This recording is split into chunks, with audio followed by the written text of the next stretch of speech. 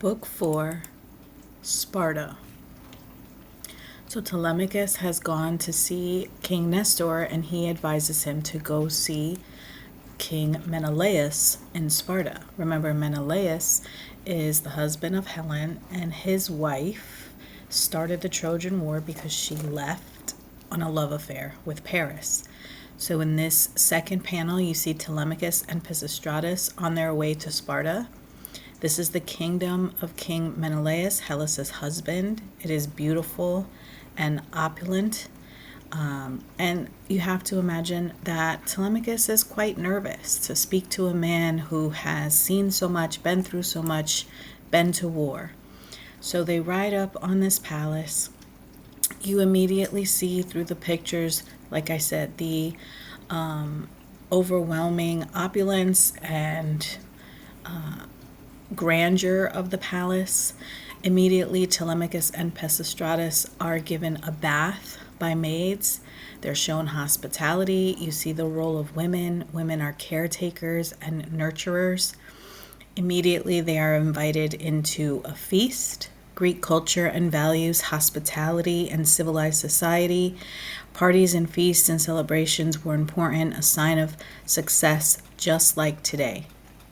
So again, human beings have changed with respect to their ability to have technology, with respect to we can fly in airplanes, we can take trains, we can get places faster, but at the heart of who we are the same. We like parties, we like to be known for our successes, we like to celebrate. So here, Telemachus is actually meeting King Menelaus for the first time. They're sitting at a banquet table. This woman with the veil on her face is Helen. You have to infer what she might be feeling. She's seeing Odysseus' son. She knows that Odysseus is the one who won the war.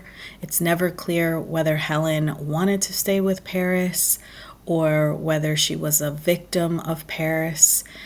So you need to make some inferences based on what she does and says in this book.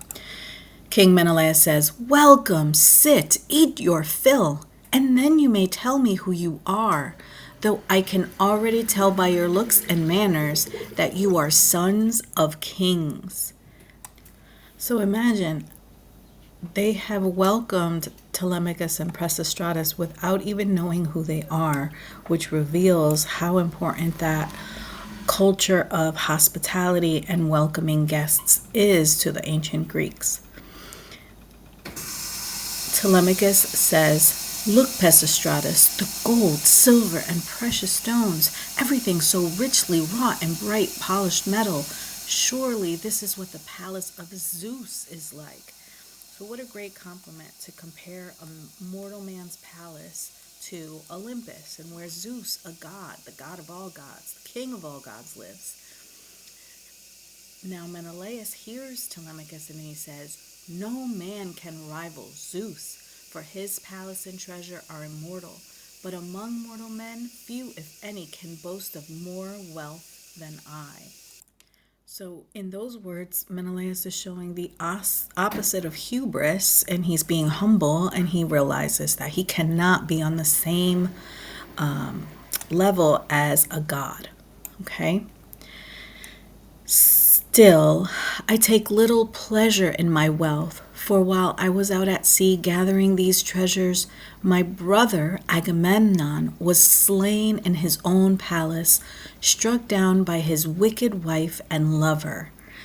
So even though a lot of people didn't like Agamemnon, they still respected him and know that he deserved respect. And so they keep talking about the murder of Agamemnon throughout the Odyssey, because it is such a horrible way to act, especially when you're not at war. War was one thing, but killing a man in his own home showed little respect, little honor for both humans and the gods. Remember, we have rules. Agamemnon was betrayed by his wife. She was supposed to be loyal to him. So Agamemnon's wife really depicts what women are not supposed to be for the Greeks, right? This woman was devious and treacherous, and she used trickery and deceit. And so she is a temptress, luring a man in and then setting him up for failure or worse, death. Menelaus continues, I wish I had come home with 1/10 of the riches, but with my brother and the other fallen Achaean soldiers still alive. Menelaus says, one man I miss above all others. He did more for our cause, suffered more on the sea than any other, and we know not whether he is alive or dead.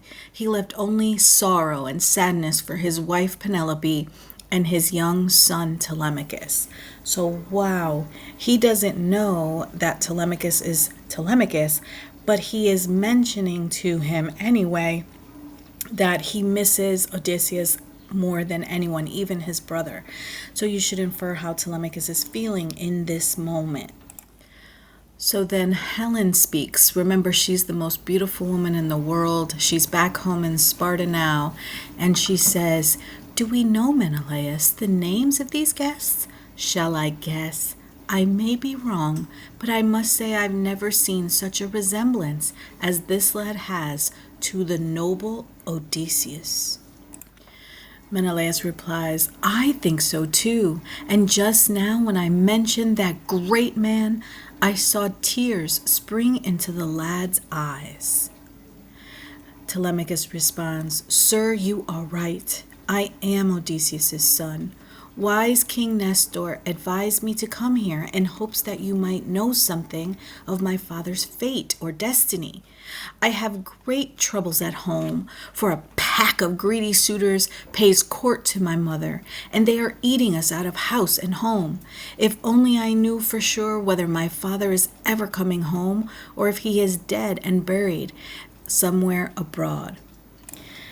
I suggest that you pause every now and then and read through the annotations. It will help you going forward, but again, that is up to you. So Menelaus is going to comment on the actions of the suitors showing heroism and leadership.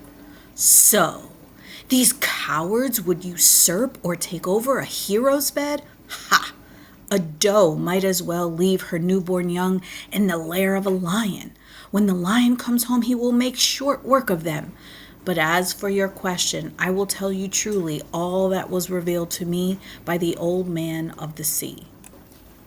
Friends, this area highlighted in pink is an example of a Homeric or epic simile comparing the suitors to does or little baby deers and Odysseus to a lion who was going to come home at once and get rid of those suitors like they were just little baby deers and no threat at all to Odysseus. So here now Menelaus is going to give a flashback and talk about what he's heard of Odysseus to Telemachus. I was returning from Troy by way of Egypt, and I stopped to make a sacrifice to the gods. But my hecatombs or sacrifices must not have satisfied them, for one day out from Egypt we were becalmed upon the island of Pharos. For 20 days not a breeze stirred, and our provisions or supplies were soon exhausted or used up. The men would take hooks and spread out on the shore in hopes of catching fish, while I sat alone on a rocky outcrop. Then a strange woman approached me.